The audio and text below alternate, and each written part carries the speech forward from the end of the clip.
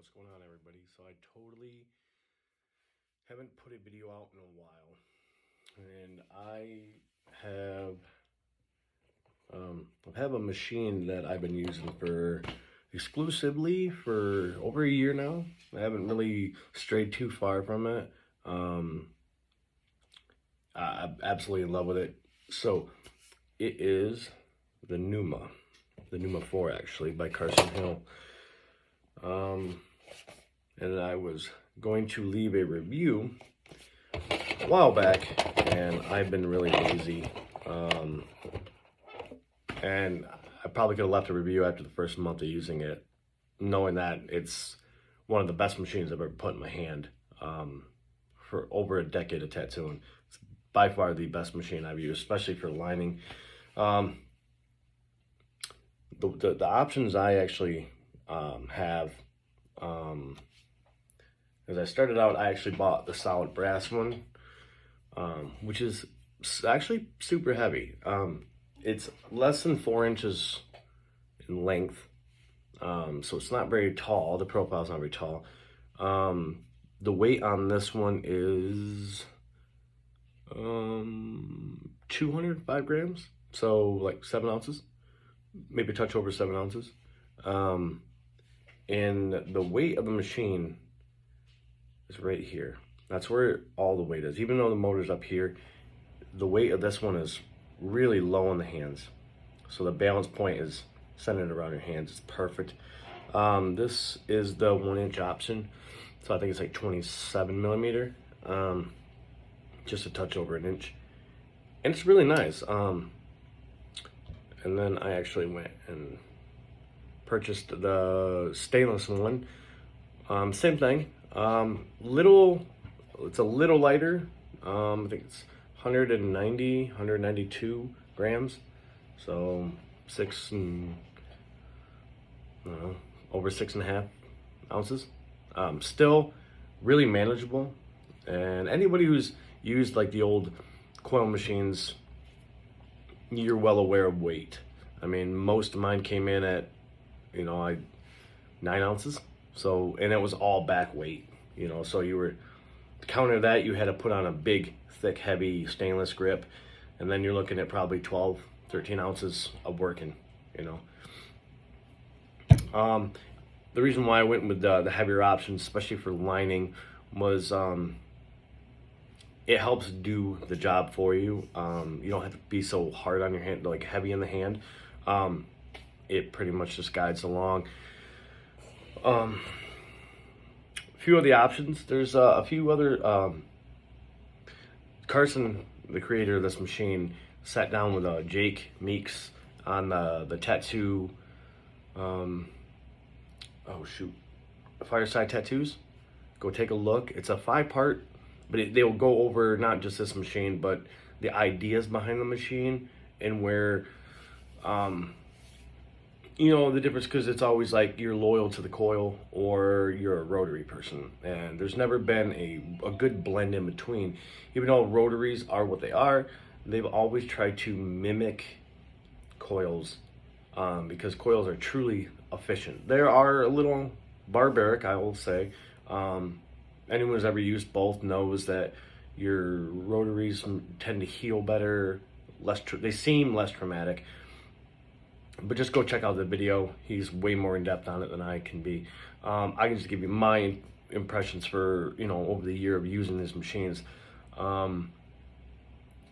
Absolutely awesome. The only thing I actually ever struggled for, and it wasn't a struggle, I would set this one up as, there's so many different options. We'll talk 2 things real quick. We'll talk about stroke length and like dwell time, essentially a percentage of when the needle's interacting with the skin during its entire cycle, because a lot of rotaries don't do that. They're a fixed percentage, and they can't really get away with it too often much.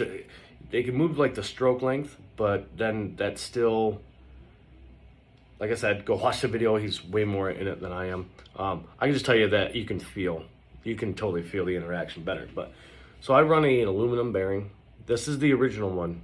So they are different now, I do believe, because the cams are different too. But I run on actually I run on both. I run aluminum. I do have the brass option. That hits really hard. So if you're running like a 14, 18 round liner for super traditional, I would run with the brass. It'll help you with single pass. It gives a lot more hit. Likewise, if you're using bigger mags, like a 13 or 17 to like color, then you'd probably want to run with that. It'd give that extra punch that you would need, so you're not just like overworking a skin to try to saturate. But for the work that I do, this is plenty good, and I run a 40%. So the stroke length on this is 3.6, and actually both of them are 3.6. And for my liner, I run a 20% cam, so it's interacting only 20% of its entire cycle. Super fast, punchy, gets it in, not an issue. Like seriously, not an issue. Actually, it's better than any machine I've ever tattooed with for lining, for sure. And I mean, I'm talking even with the traditional coils. This is better, and the balance is better. Coloring, I use a 40%, and I was for probably 7 months using the 33%, which is, it's a hybrid cam. I would recommend playing with both, and see where you like. I want to more towards the 40%. It seems a little softer for, you turn it up, half a volt and punch in solid color with it, not a problem. Or you could turn it down a little bit and layer nice soft black and grays. Really good.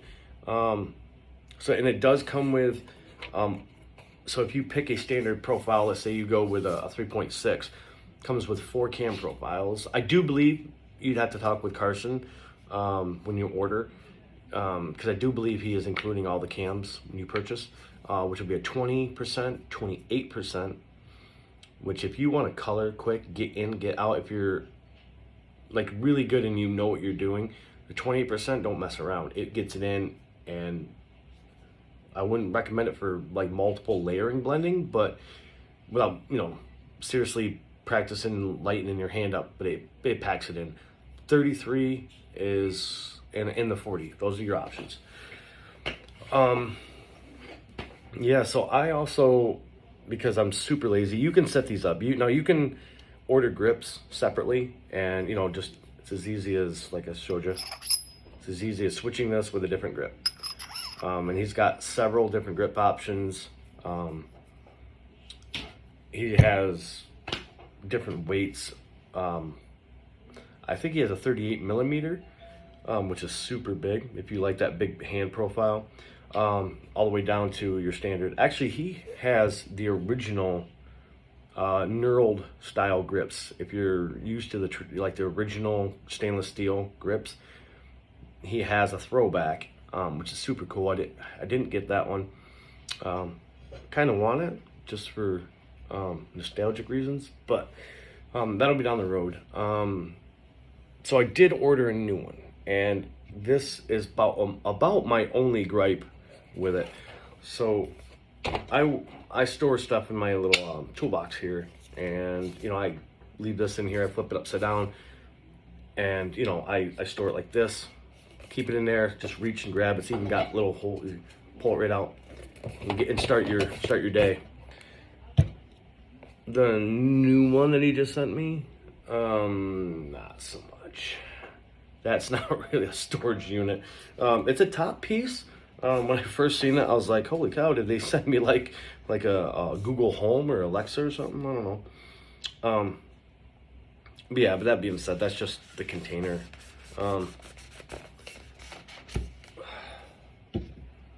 So that's how they come now. So you can see the percentages, 28, 33, and 40. The 20 comes pre-installed, which I actually already have out. I already put it in there. So I wound up getting the Midnight anodized one, set up for shading. He put this together. This is literally just for shading. Super soft butter. and it is a bigger, it's a 33, so it's got a little bit more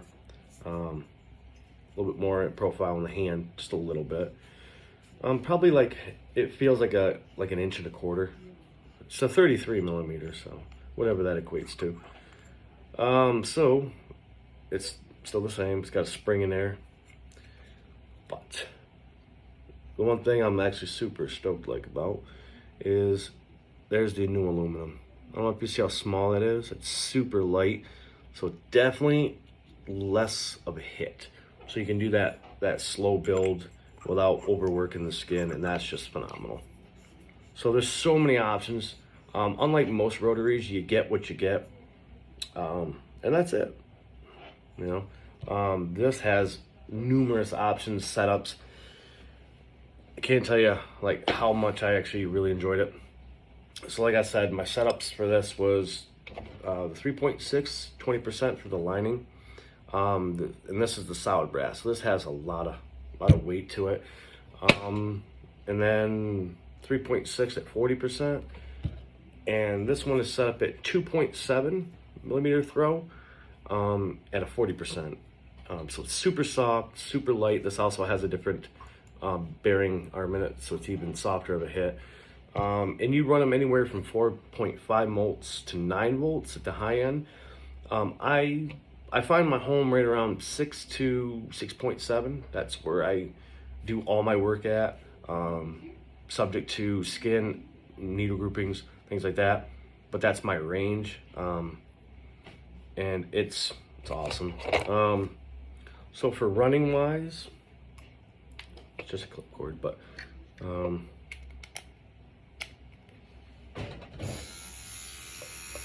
that's at 6.4 and like 0 vibration. Of course, I mean, that's also with the brass. The brass does take a lot of the vibration away. Yeah, that's super soft. And if you are someone who has cut the cord, criticals, you sit right on it, and you don't feel anything other than the weight down here. With these, especially these two. I will say with this one, you can feel the upper half a little bit. I mean, just a little bit. And then, you know, this, you can definitely feel a little bit more of the upper weight, but it's not a back weight. It's not gonna tip you over. It's a nice balance of a machine. And it's still not very big in the hand. Like, I don't have big hands at all. And it works really, really, really good. So for bagging, just to sterilize, I like to keep everything nice and clean. It's pretty easy. How I do mine is, this is an icon wrap. I use a clip cord a lot. I mean, I did cut the cord for many months. Well, actually, over a year, I cut the cord and found myself going back to the, cords. It's not really a hassle. But for what I would do, if you're using a clip cord, this is an icon clip cord cover. You can cut them into sections. What I do is I run it right to the top of this, bag it, and then I flip it, and then take some Scentsy wrap and wrap it, around it. Actually, I might as well do it for you. It's pretty easy, pretty quick.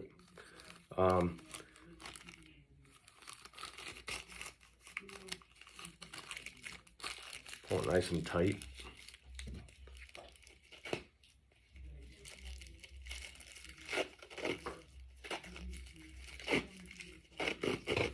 Build it up to wherever you like. I only do like 5, 6, 7 wraps on that, and that's it. And then what you do is just go ahead and pop and you're all set. And that's it. That's your setup, and that's how you run it. And I like this. So if you are one person, if you buy one machine, because you can buy one machine and ultimately do everything with one machine with your cam setups. You can pop this down just a little bit, clean glove, and you would untake this, set this one down on your tray, and then go ahead and, take some tweezers, pull your cam out, switch your cam, slide it back in, pull it back up, and that's how you do it. I'm lazy. Oh, and then to just unbag is I always just push here, and then with a clean part of the glove, grab there, set it down, chuck it away. And then, you know, wipe it down with you, you know, whatever cleaner you use. We use Maticide here.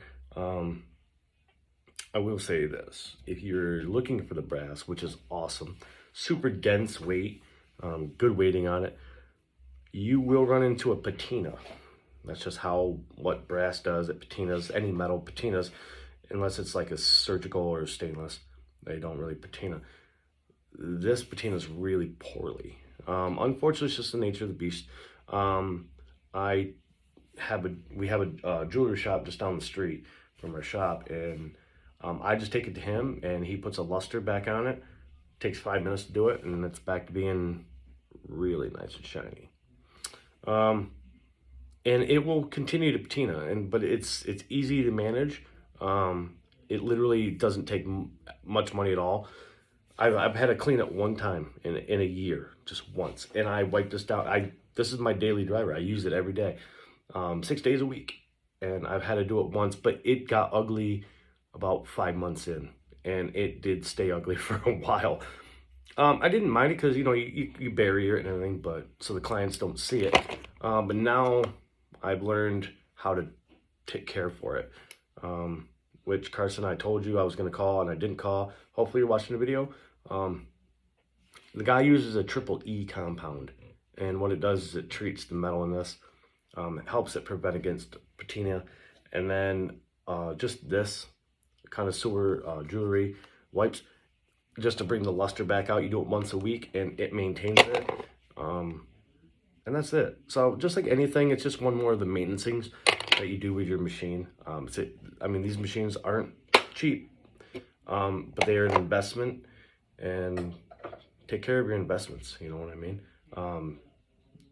It's a pricing subject to change, you know, obviously, but it's well worth the money, and it's definitely a fair price for the pen style machines of today.